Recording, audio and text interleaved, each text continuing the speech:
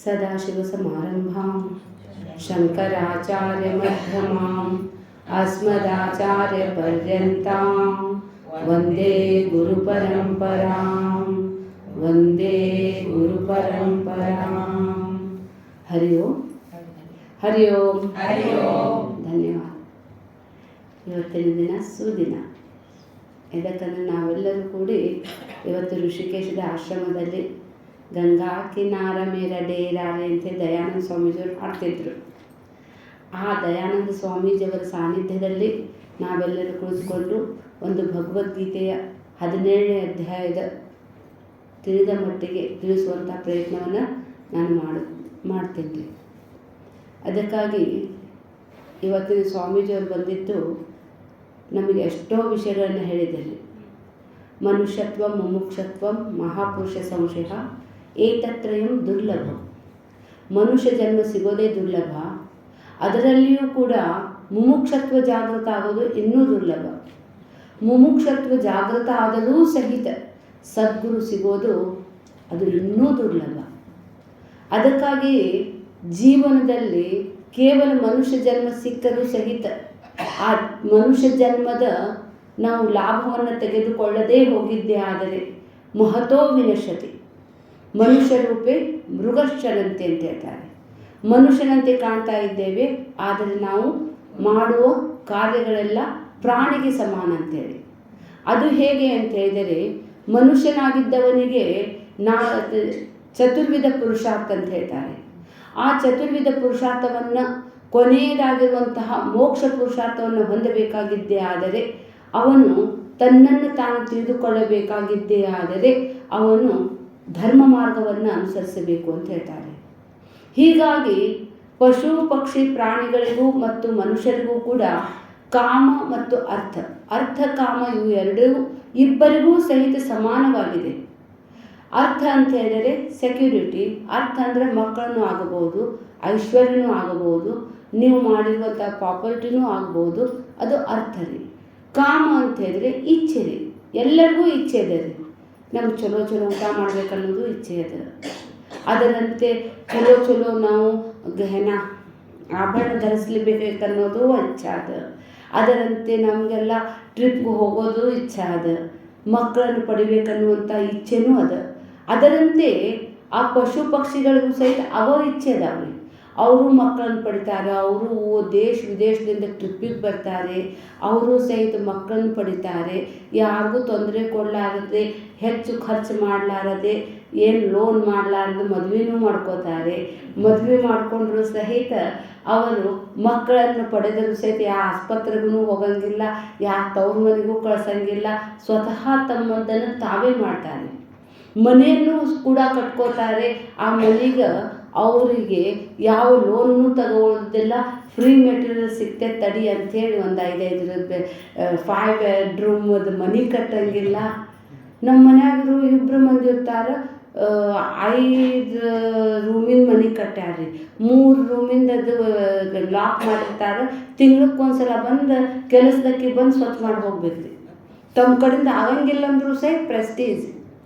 ಅದಕ್ಕಾಗಿ ಹೇಳ್ತಾರೆ, ಆ ಪಶು ಪಕ್ಷಿಗಳಿಗೆ ಬುದ್ಧಿ ಅದ, ನಮಗೆ ಬುದ್ಧಿ ಇಲ್ಲ ಅಂತೇಳಿ. ಅವರು ತಮಗೆ ಎಷ್ಟು ಬೇಕೋ ಅಷ್ಟೇ ರೀ. ಆ ಮಕ್ಕಳಿಗೆ ಜೋಪಾನ ಮಾಡುವ ಸಲುವಾಗಿ ಅಷ್ಟೇ ಅಂತೇಳಿ ಆ ಮಕ್ಕಳಿಗೂ ಜೋಪಾನ ಮಾಡಿದ ಸ್ವತಂತ್ರ ಮಾಡಿ ಕಳಿಸ್ತಾರೆ ರೀ. ಇವತ್ತಿನ ಸ್ವಾಮೀಜಿಯವರು ಹೇಳಿದ್ದ ಸಾರಾಂಶನ ಇದೆ. ಏನಂತ ಹೇಳಿದರೆ, ಯಾವ ಅಪೇಕ್ಷೆ ಇಲ್ಲದೆ ಆ ಮಕ್ಕಳಿಗೆ ಫ್ರೀಡಮ್ ಆಗಿ ಆಗ್ಲಿಕ್ಕೆ ಬಿಡ್ತಾರೆ. ನಾವು ಕೊನೆಯವರೆಗೂ ಸಹಿತ ಭಾಳ 60 ವರ್ಷದ ಮಗ ರೀ, 80 ವರ್ಷದ ಅಪ್ಪ ರೀ, ಇನ್ನೂ ಭಾಳ ಅಲಾನೇಕ ಭಾಳ ಜೇವಲಿನೇಕ ಅಂದರೆ ನಮಗಿನ್ನೂ ಮಕ್ಕಳದ್ದೇ. ಅದಕ್ಕಾಗಿ ಹೇಳ್ತಾರೆ, ಆ ಪಶು ಪಕ್ಷಿ ಪ್ರಾಣಿಯಂತೆ ಕೇವಲ ಹಮ್ದೋ ಹಮಾರ್ದೋ ಇಷ್ಟರಲ್ಲೇ ಜೀವನವನ್ನು ಜೀವಿಸಿದ್ದೇ ಆದರೆ ನಮ್ಮ ಜೀವನ ನಿರರ್ಥಕ. ಅದಕ್ಕಾಗಿ ಯಾರು ಮನುಷ್ಯನಾಗಿದ್ದಾನೋ ಅವರಿಗೆ ಧರ್ಮ ಪುರುಷಾರ್ಥವನ್ನು ಹೇಳ್ತಾರೆ, ಅವರಿಗೆ ಧರ್ಮವನ್ನು ಹೇಳ್ತಾರೆ. ಧರ್ಮದಿಂದಲೇ ಜೀವನ ಸಾರ್ಥಕವಾಗುತ್ತದೆ. ಧರ್ಮವಂತನಾಗಿದ್ದವನು ಮಾತ್ರ ಮೋಕ್ಷಕ್ಕೆ ಅವನು ಅಧಿಕಾರಿ ಅಂತೇಳಿ. ಅದಕ್ಕಾಗಿಯೇ ಭಗವದ್ಗೀತೆಯಲ್ಲಿ ನಾವು ಇವತ್ತಿನಿಂದ ಪ್ರಾರಂಭ ಮಾಡ್ತಾ ಇದ್ದೇವೆ. ಆದರೂ ಸಹಿತ ಇದು ಭಗವದ್ಗೀತೆ ಅತಿ ಸುಂದರವಾಗಿರುವಂತಹ ಗ್ರಂಥ. ಜಗತ್ತಿನಲ್ಲಿ ಎಲ್ಲರಿಂದಲೂ ಮಾನ್ಯ ಪಡೆದಿರುವಂಥ ಗ್ರಂಥ. ಈ ಗ್ರಂಥವನ್ನು ಯಾರು ಶ್ರೇಷ್ಠ ವ್ಯಕ್ತಿಗಳಿದ್ದಾರಲ್ರಿ ಅದನ್ನು ಓದದೇ ಇಲ್ಲವೇ ಇಲ್ಲ ರೀ. ಅನೇಕ ರಾಷ್ಟ್ರ ಭಾಷೆಗಳಲ್ಲಿ ಇದು ಅನುವಾದ ಮಾಡಲ್ಪಟ್ಟಿದೆ. ಅದರಂತೆ ಈ ಒಂದು ಚಿಕ್ಕದಾಗಿರುವಂಥ ಗ್ರಂಥ ಹೇಗಿದೆ ಅಂತ ಹೇಳಿದರೆ ಬಿಂದುವಿನಲ್ಲಿ ಸಿಂಧು ಅಂತ ಹೇಳ್ತಾರೆ. ಇದು ನೋಡಲಿಕ್ಕೆ ಅತಿ ಚಿಕ್ಕದಾಗಿದೆ, ಆದರೆ ಇದರಲ್ಲಿ ಸರ್ವೋಪನಿಷದೋ ಗಾವು ದೋಗ್ಧ ಗೋಪಾಲನಂದನ ಪಾರ್ಥೋವಸ್ತ ಸುಧೀರ್ಭೋಕ್ತ ದುಗ್ಧಂ ಗೀತಾಮೃತಂ ಮಹತ್. ಸರ್ವ ಉಪನಿಷತ್ತುಗಳ ಸಾರರಿ. ಇದರಲ್ಲಿ ಈಗ ನಾನು ಹಿಡಿದಿರುವಂತಹ ಭಗವದ್ಗೀತೆಯಲ್ಲಿ ಸ್ವಾಮೀಜಿಯವರ ಕ್ಲಾಸ್ನಲ್ಲಿ ನಾವು ಯಾವ್ಯಾವ ಉಪನಿಷತ್ತದ ನೆನಪು ಬರ್ತಾವೆ ನೋಡ್ರಿ, ಅವೆಲ್ಲ ಅವ್ರು ಹೇಳುವಾಗೆಲ್ಲ ಬರ್ಕೊಂಡಿದ್ದೀರಿ. ಇವೆಲ್ಲ ಉಪನಿಷತ್ತಿನದವ್ರಿ. ಆದರೂ ಮನುಷ್ಯನಾಗಿದ್ದವನಿಗೆ ನಾವು ಖಾವೋ ಪಿವೋ ಮಜಾ ಕರೋ ಇಷ್ಟರಲ್ಲಿ ಹೋಗಿದ್ದೆ. ಆದರೆ ಪುರ್ಸತ್ ಮೇ ಸೋಚೆ ಭಲ ಕ್ಯಾ ಬೂರ ಆಮೇಲೆ ಅನ್ನಿಸ್ತೈತ್ರಿ. ಈಗ ನಮ್ಮ ಜೊತೆಗೇ ಪ್ರಯಾಣ ಮಾಡೋರಂದ್ರೆ ನಮ್ಮ ಅಣ್ಣಾರು ನಮ್ಮ ಜೊತೆಗೆ ಬಂದಾದ್ದಾರೆ. ಅವ್ರಂದ್ರೆ ವಿಜಯಕ್ಕ ನಾವಿಷ್ಟು ಸಮಾಜದಲ್ಲಿ ಅವರು ಅತಿ ಒಂದು ಪಾಪ್ಯುಲರ್ ವ್ಯಕ್ತಿ ರೀ. ಅವ್ರು ಸಹಿತ ಹೇಳ್ತಾ ಇದ್ದಾರೆ ಇಂಥದ್ದೆಲ್ಲ ಇದೆ ಅಂಥೇಳಿ ನಮಗೆ ಮೊದಲ ಗೊತ್ತಾಗಲಿಲ್ಲ ಅಂಥೇಳಿ.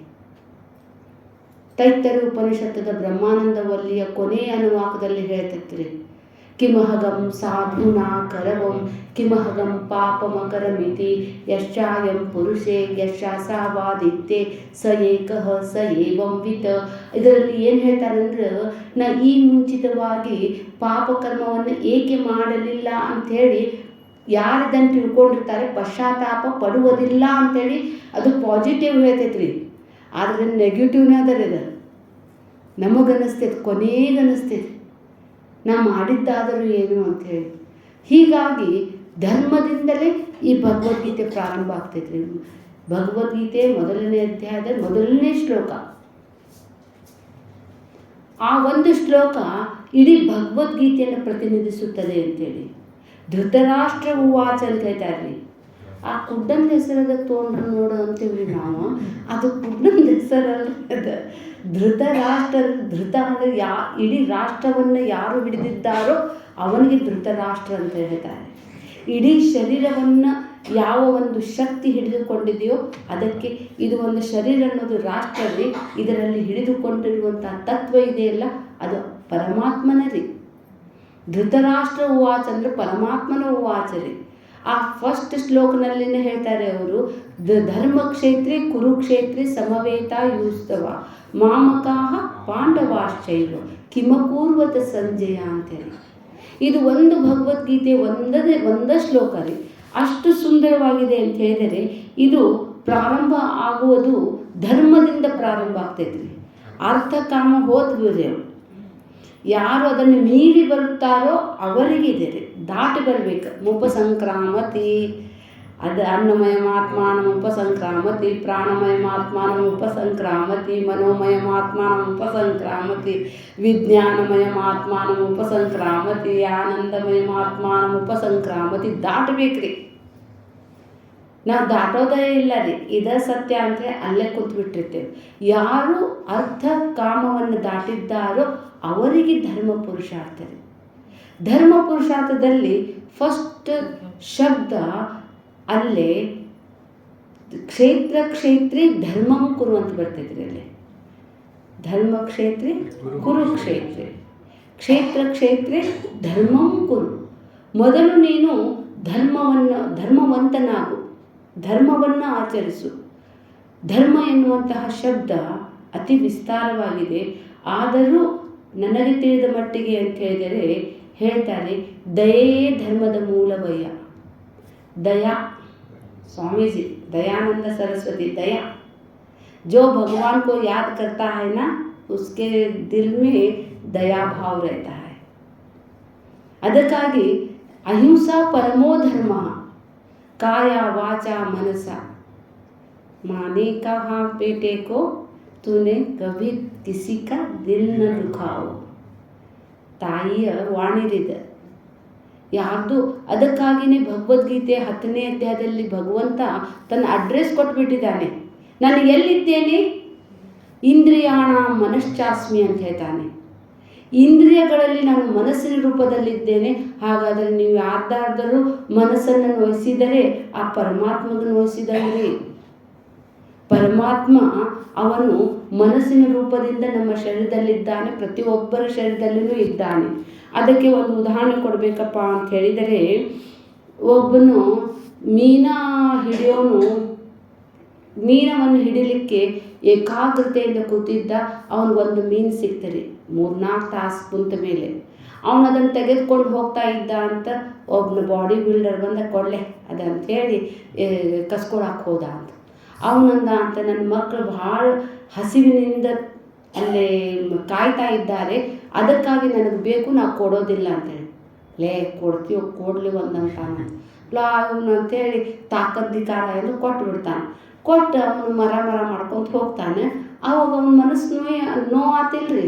ಅದು ಮೀನಾರಿ, ಅದು ಹೊಳ್ಳ ಜೀವಂತ ಇತ್ತಲ್ಲ, ಆ ಪೈಲ್ವಾನಂದ ಕೈ ಬೆರಳಿಗೆ ಕಚ್ಚಿಬಿಡ್ತೈತಿ. ಕಚ್ಚಿದ್ದ ಧಾರಾಕಾರವಾಗಿ ರಕ್ತ ಬರ್ಲಿಕ್ಕೆ ಶುರು ಆಗ್ತೈತಿ. ಅದು ನಿಲ್ಲೋದೇನೇ ಇಲ್ಲ. ಡಾಕ್ಟರ್ ಕಡೆ ಹೋಗ್ತಾನೆ. ಡಾಕ್ಟರ್ ಅಂತಾನೆ, ಸೋ ವಾಟ್, ಏನು ದೊಡ್ಡದಲ್ಲ ತಡಿ ಅಂತೇಳಿ ಬ್ಯಾಂಡೇಜ್ ಮಾಡಿ ಕಳಿಸ್ತಾನಂತೆ. 8 ದಿನ ಬಿಟ್ಟು ಬಾ ಅಪ್ಪ ಅಂತಾನಂತ. 8 ದಿನ ಬಿಟ್ಟು ಬಂದ್ರೆ ಅದು ಇಡೀ ಬೆರಳೆಲ್ಲ ಕೊಳ್ತಾ ಹೋಗಿತ್ತಂತ್ರಿ. ಅವ್ನು ಡಾಕ್ಟರ್ ಅಂದ ಅಂತ, ಗ್ಯಾಂಗ್ರಿಂಗ್ ಆಗೈತ್ರಿ, ಅದಕ್ಕೆ ಕಟ್ ಮಾಡಲಿಲ್ಲ ಅಂದ್ರೆ ನಿಮ್ಮ ಮುಂಗೈ ಹೋಗ್ತೈತೆ ನೋಡ್ರಿ. ಹೋಗ್ಲಿಪ್ಪ ಮುಂಗೈ ಎಲ್ಲ ಉಳಿಲಿ ಅಂತೇಳಿ ಒಂದು ಬೆರಳು ಕಟ್ ಮಾಡಿಸ್ಕೊಂಡು ಬಂದ. ಮತ್ತು ಒಂದು 8 ದಿನ ಹೋದ, ಅದು ಮುಂಗೈನೂ ಕೊಳೆತು ಹೋಗಿತ್ತು, ಅದು ಕಟ್ ಮಾಡಿಸಿದ. ಹಂಗೆ ಇಲ್ಲಿ ತನಕ ಬಂತು. ಡಾಕ್ಟರ್ ಹೇಳ್ತಾನೆ, ಒಂದು ಮೀನ ಕಚ್ಚಿದ್ರೆ ಇಷ್ಟ ಆಗಂಗಿಲ್ಲ, ನೀನು ಇದನ್ನು ತರುವಾಗ ಯಾರ್ದಾರ ಮನಸ್ಸು ನೋಯಿಸಿದ್ದೇನು ಅಂತ ಕೇಳ್ತಾನೆ. ಹೌದ್ರಿ, ನಾನು ಒಬ್ಬನಿಗೆ ಹೊಡೆದು ತೊಗೊಂಡು ಬಂದೇನಿ ಅಂತೇಳಿ. ಆ ಮನುಷ್ಯ ಹೋಗಿ ನೀನು ಕ್ಷಮಾ ಕೇಳು ಅಂದರೆ ಏನಾದ್ರು ದೇವ್ರು ನಿನಗೆ ಮೆಚ್ತಾನ, ನಿನಗೆ ಆರಾಮಾಗಬಹುದು ಅಂತೇಳಿ ಓಡ್ಕೊಂತ ಹೋಗ್ತಾನೆ. ಅಲ್ಲಿ ಪಾಪ ಅವ್ರು ಮತ್ತೆ ಕುಂತಿರ್ತೈತೆ, ಬರ್ತಿರ್ತೈತೆ, ಈಗ ಮತ್ತೆ ಬಂದಪ್ಪ ಅಂತೇಳಿ ಹೆದರ್ತಾನವ. ಅವನು ಹೋಗಕ್ಕೆ ಹೋಗ್ತಾನೆ. ಇಲ್ಲ, ನಾನು ನಿನಗೆ ಸಾರಿ ಕೇಳಕ್ಕೆ ಬಂದೇನಿ, ಎದಕ್ಕೆ ಅಂತ ಕೇಳ್ತಾನೆ. ಆ ದಿನ ನಾನು ನಿನ್ನಿಂದ ಮೀನ ಕಸ್ಕೊಂಡಿಲ್ಲ, ಅವಾಗ ನೀ ಏನಂತ ನನಗೆ ಬೈದಿ? ಅವಾಗ ರೀ ನಾನು ಏನು ಹೊಡೆಯಂಗಿಲ್ಲಲ್ಲ ಅಂದ. ನಾ ಹೇಳಿದೆ, हे भगवान, ये अपना ताकत मुझ पर दिखा रहा है, तू उसको तेरा ताकत दिखा देनी. ಅದಕ್ಕಾಗಿ ಯಾರ್ದು ಮನಸ್ಸನ್ನು ನಾವು ನೋವನ್ನು ಉಂಟು ಮಾಡಬಾರ್ದಂತೇಳಿ, ಅದಕ್ಕಾಗಿ ಅಹಿಂಸಾ ಪರಮೋ ಧರ್ಮ ಅಂತ ಹೇಳಿದರೆ ಅಹಿಂಸಾರಿ, ಕಾಯ ವಾಚ ಮನಸಾರಿ. ಒಂದು ಅಹಿಂಸಾ ಎನ್ನುವಂಥ ಶಬ್ದವೇ, ಅಹಿಂಸಾ ಎನ್ನುವಂಥ ತತ್ವದಿಂದಲೇ ಜೈನ್ ಸಮಾಜ ಎಷ್ಟು ಶ್ರೇಷ್ಠ ಆಗಿದೆ ರೀ. ಅವ್ರದ್ದು ಇನ್ನಾದರೂ ಸುಸಜ್ಜಿತದ ರೀ. ಅವ್ರದ್ದು ಆಹಾರ ವಿಹಾರದಲ್ಲಿ ನೋಡಿದ್ದೇ ಆದರೆ ಕೇವಲ ಅವರಲ್ಲಿ ಇಂಪಾರ್ಟೆಂಟ್ ಇದ್ದಿದ್ದು ಅಹಿಂಸಾ ಒಂದರಿ. ಅದಕ್ಕಾಗಿ ಹೇಳ್ತಾರೆ ಶಾಸ್ತ್ರದಲ್ಲಿ, ಸಂಸ್ಕೃತದಲ್ಲಿ ಧಾರಯತೆ ಇತಿ ಧರ್ಮ, ಯಾವುದು ಎಲ್ಲವನ್ನ ಧರಿಸಲ್ಪಟ್ಟಿದೆಯೋ ಅದಕ್ಕೆ ಧರ್ಮ ಅಂತ ಹೇಳ್ತಾರೆ. ಆ ಧರ್ಮದ ವ್ಯಾಖ್ಯಾನವನ್ನು ಮನುಶಾಸ್ತ್ರದಲ್ಲಿ ಇನ್ನೂ ಸುಂದರ ಹೇಳ್ತಾರೆ. ಮನುಶಾಸ್ತ್ರದಲ್ಲಿ ಹೇಳ್ತಾರೆ,